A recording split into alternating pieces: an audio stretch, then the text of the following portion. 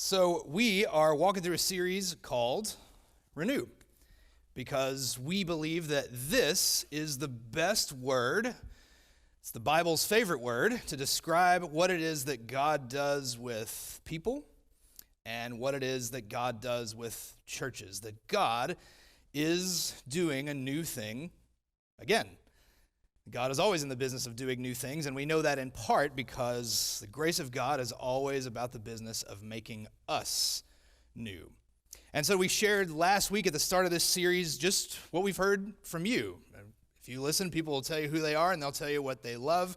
Last Sunday, we shared on what we've heard from you in these first 6 weeks, specifically around two questions. What is the DNA and culture of Powell Church? And what are our hopes and dreams for Powell Church? As I said last week, if you were new last week, that was a great Sunday to be new. If you weren't here last week and you want to catch up, you can find it on YouTube. You can find it on our podcast. Lots of good stuff there. But I want to say already that the things that we lifted up and said were hopes and dreams for us. One thing about having realistic, it's a strange phrase, realistic hopes and dreams. One thing about that is it's good when we say we hope for something or we dream for something. Man, when you can see it already at work, that's good news. When we say one of our hopes and dreams is for more missions. A bunch of you carried in a flood bucket this morning, and it was heavy. Like I carried one in too. Those were heavy. The previous time when we did flood buckets, Susie Beckham told me we had 25 that were out there. Last week we had 40 that were out there, and you all in the first service took 36 of them. So I told them in the late service they came to the wrong service, and maybe they would. Our choir is singing later today, so some of them are still going to come to 11 o'clock today, but maybe next time they'll come earlier to get a bucket. So we can already see some of those things happening. One of our hopes and dreams was for healthier finances, and a big part of that conversation is this. If you're new with us, or even kind of new with us, this room that we're sitting in was at one point in time a hope and dream for this church. Yeah?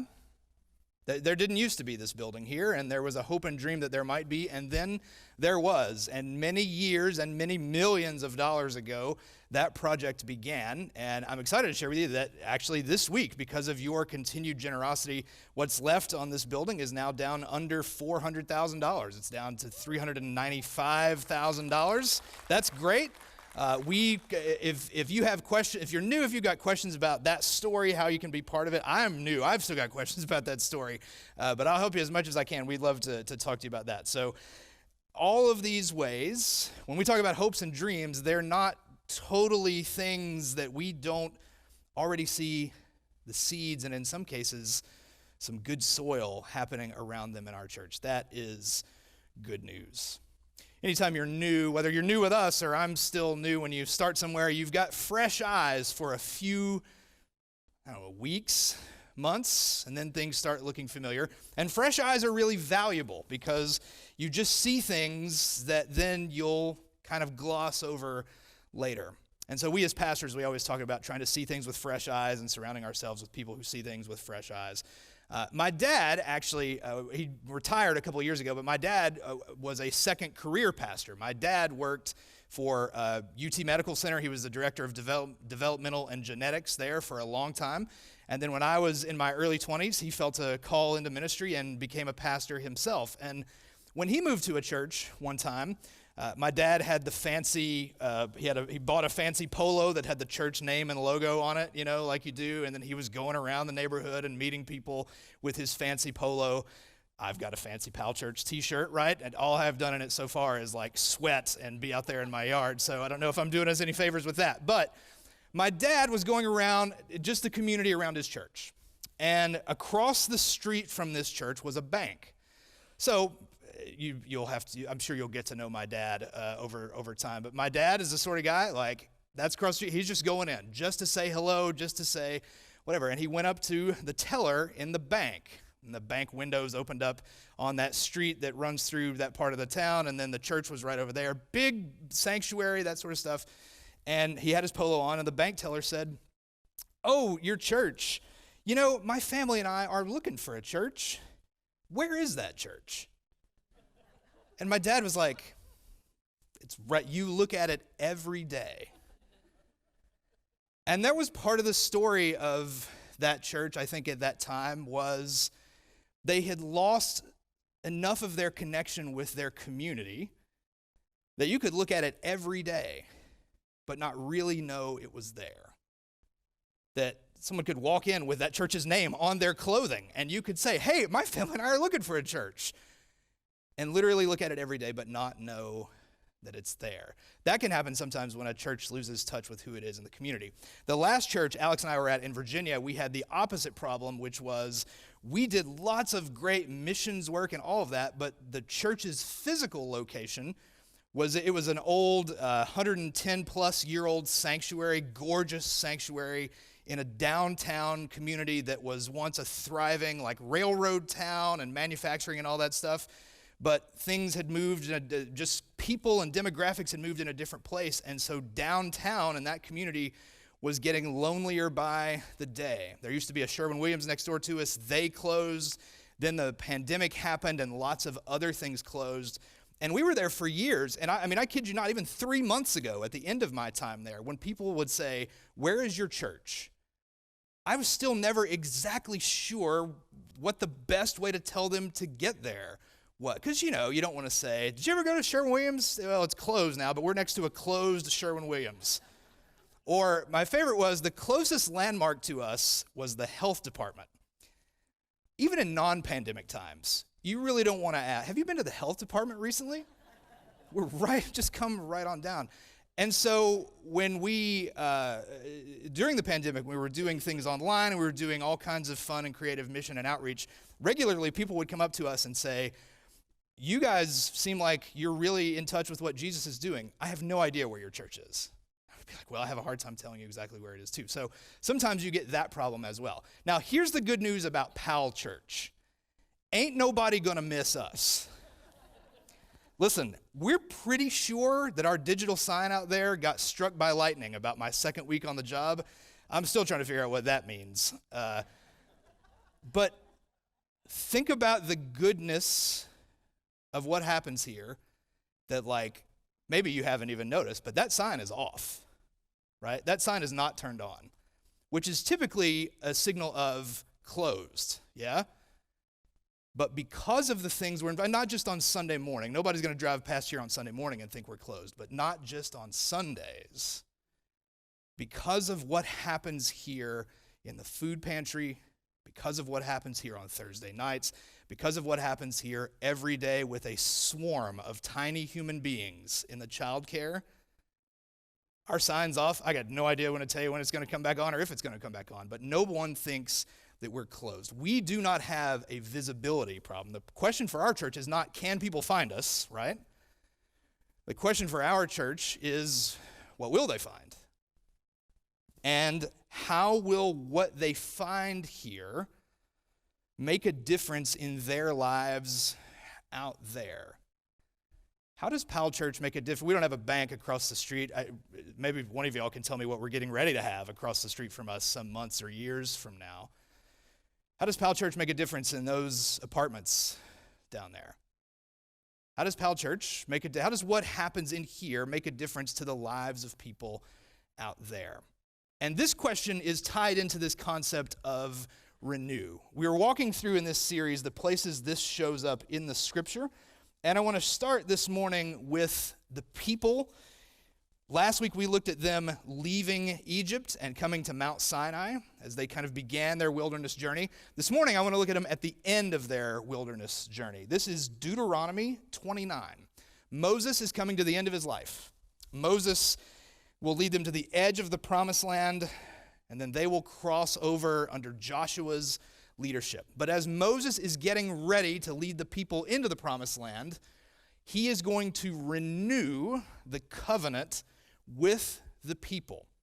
We won't look at it this morning, but once they get to the other side, Joshua will also renew the covenant with them once they're in the promised land. So renewal is something that happens on both sides of the promised land.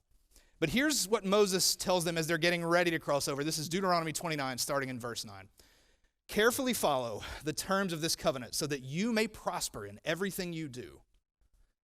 All of you are standing today in the presence of the Lord your God, your leaders, your chief men, your elders and officials, and all the other men of Israel, together with your children, your wives, and the foreigners living in your camps who chop your wood and carry your water. You are standing here in order to enter into a covenant with the Lord your God, a covenant the Lord is making with you this day and sealing with an oath to confirm you this day as his people, that God may be your God as he promised to you and as he swore to your fathers, Abraham, Isaac, and Jacob. I am making this covenant with its oath, not only with you who are standing here with us today in the presence of the Lord our God, but also with those who are not here today.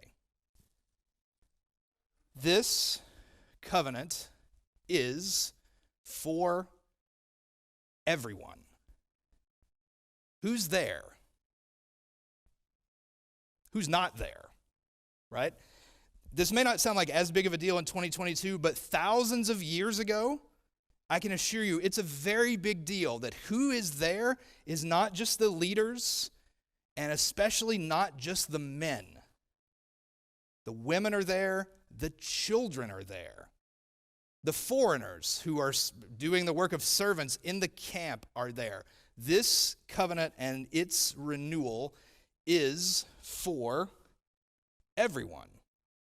We would say the good news is for everyone. Yeah? Here's one thing I'd notice about this place early on. I've met lots of different people, and that's the good news. I've met lots of different people. I've met lots of different kinds of people. Every week, I meet somebody who tells me that they've been here for decades. Every week, I meet somebody who's here for the very first time. Every week, I meet somebody who tells me how much they love traditional worship. Every week, I meet somebody who tells me how much they love rock and roll. Yeah? I am unsure what is the dominant demographic here. We have young people, but we're not an exclusively young church. We had Louise Harper was here last week. She turned 101 the day after she was here. We got Louise and a row of her friends back there in the 11 a.m. service. But we're not an old church. We got new people, but we're not a new people church. We got people who've been here a long time, but we're not a lifers church.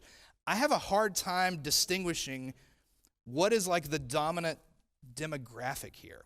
Now, maybe you're sitting out there and you're thinking, I'm in the dominant demographic, and me and my friends will come out here and fight anyone after the service who says otherwise. As much fun as that would be, please don't. But let me tell you, that's good news, not the fighting part. The not having a dominant demographic, that's real good. Because that means when we're trying to be we, so at the top of our hopes and dreams list last week is more we, more togetherness, moving forward as a church, more unity, those kinds of things. That is a really good thing that we don't exist as here's a couple of really strong and staunch demographics here. We're kind of a random group of people. And that is good news, my friends, because we believe that the we of us is greater than the me of us. And the we is not just Powell Church, but it's what happens in Powell Church because of the good news of the kingdom of God that would then compel us to go out there. And in this covenant, in this blessing for our Jewish friends, this notion that when he says this is for the people who are here, but it's also for those who are not here. There's this truth in here that some of our Jewish friends, I think, would still subscribe to today, that for all of those who would come in the future, this covenant they are part of it as well. Robert Alter, who does a commentary of the Old Testament I really like, says, there is this sense that unborn generations were standing there at Sinai as well. This covenant is for everyone. Renewal is for everyone. The good news is for everyone, and not just age or gender or whatever the case may be. This covenant is for people who are having a hard time, man. This covenant is for people who they feel really blessed in this season. This covenant is for new Christians. This covenant is for people who wish they felt like new Christians again. This covenant is for people who might think of themselves, like right now, you might be thinking, am I an old Christian now? This covenant is for everyone, and we need all of those seasons of life working together because we believe God is present and active, the grace of God present and active in all of the seasons of our lives.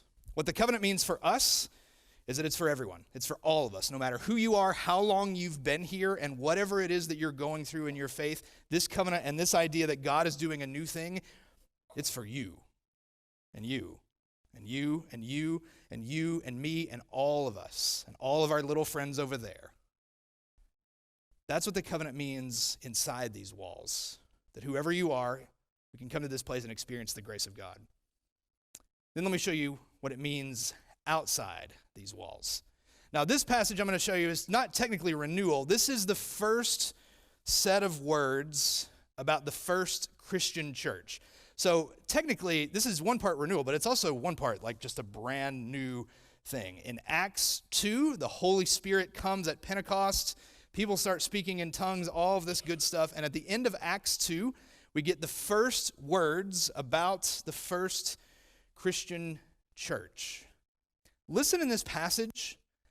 Listen for the words everyone, all, and together. Okay? Listen for these words. This is Acts 2, first words about the Christian church. Everyone was filled with awe. Everyone was filled with awe at the many wonders and signs performed by the apostles, the disciples, Christians. All the believers were together. They had everything in common. They sold property and possessions to give to anyone who had need.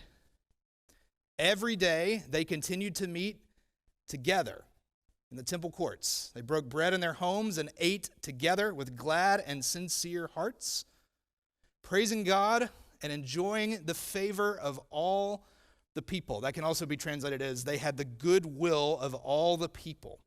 And the Lord added to their number daily those who were being saved.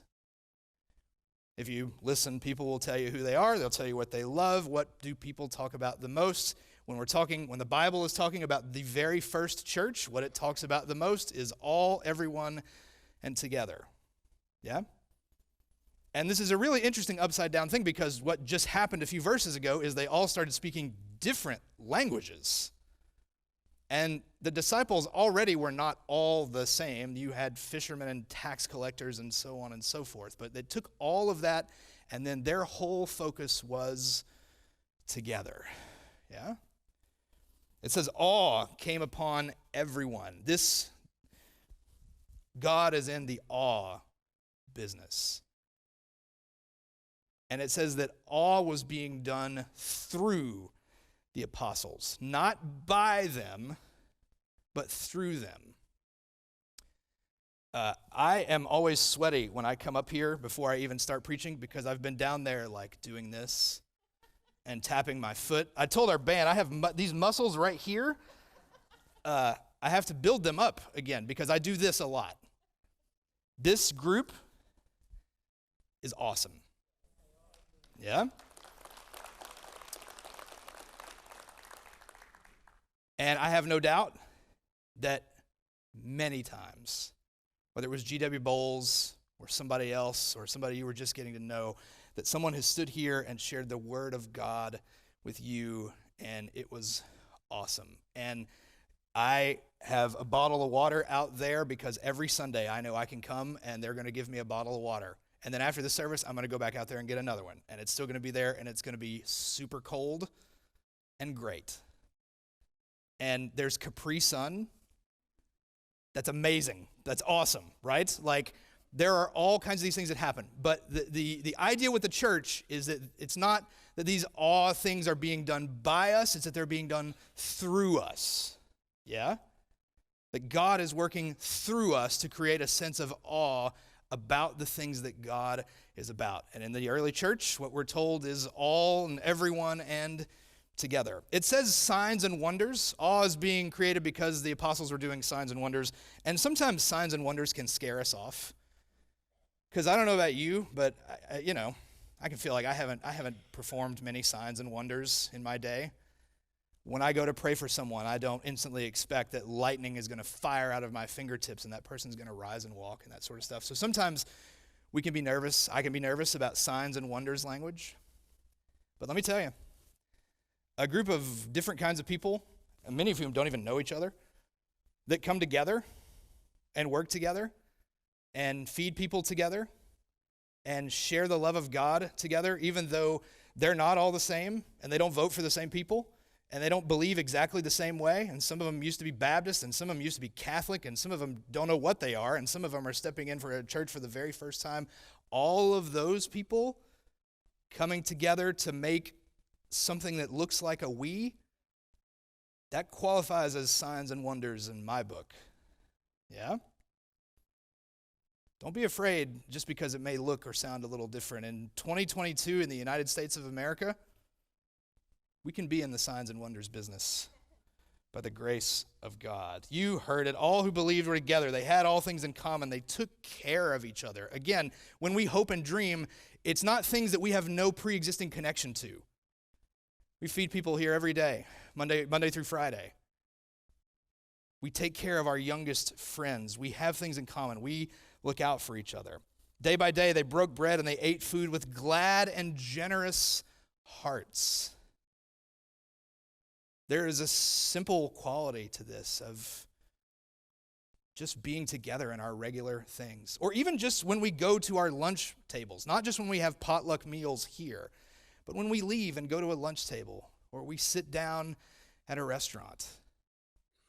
Man, I always like to ask, does the all you experience here carry over to where you're going? Does the waiter or waitress that's going to serve you today know that you have encountered the presence of God in this place? Not because you told them. I mean, you're free to do that if you want and then tell me how it went next week.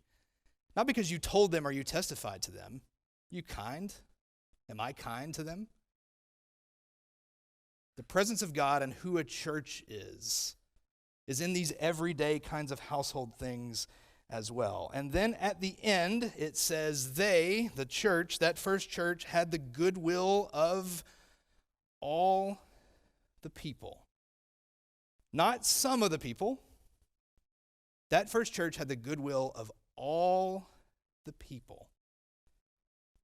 Now again, let me say, it's not our job to stand up here and just say, what does everybody want to do? Okay, whatever it is, we'll do it.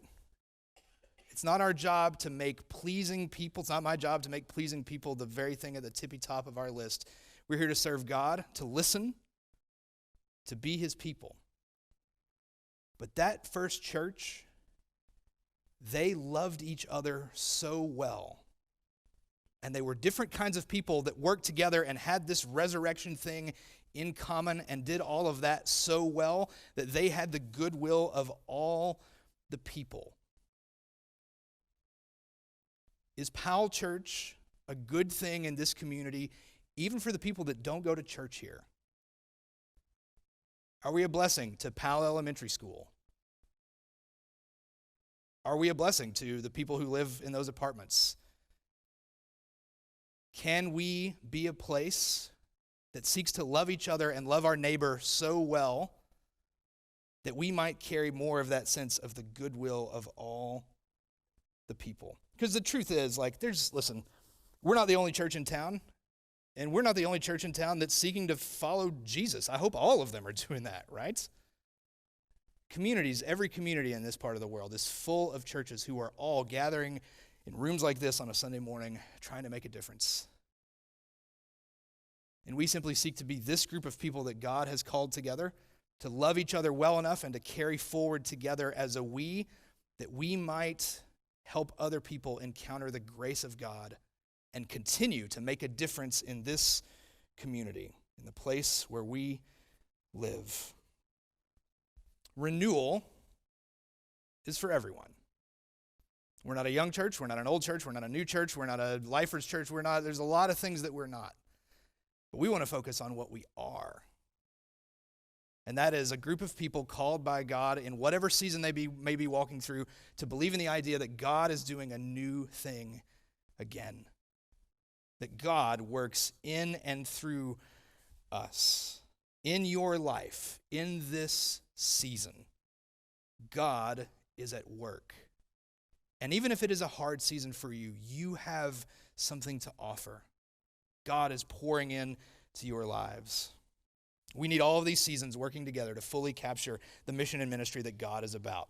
That covenant, that renewal can be good news for us so that we might be good news for this community.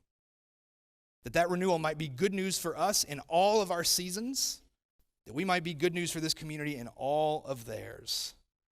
The we that draws us together is bigger even than this church, because the we that draws us together is the good news of who God is.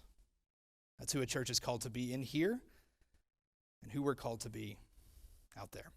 Hey, thanks for joining us online. You can find us Sunday mornings at 9:30 or 11 a.m. at 323 West Emory Road in Powell, just off I-75 past the Kroger Marketplace. You can also join us for recovery worship on Thursday nights. To learn more about our church and get connected, visit powellchurch.com. You can find all kinds of information under the I'm New section. And if you'd like to support the mission of Powell Church, we appreciate your generosity. There's information on the screen that helps you get connected through stewardship and your giving. We hope this day's been a good one for you and that the grace of God has made itself known in your life. Have a great week.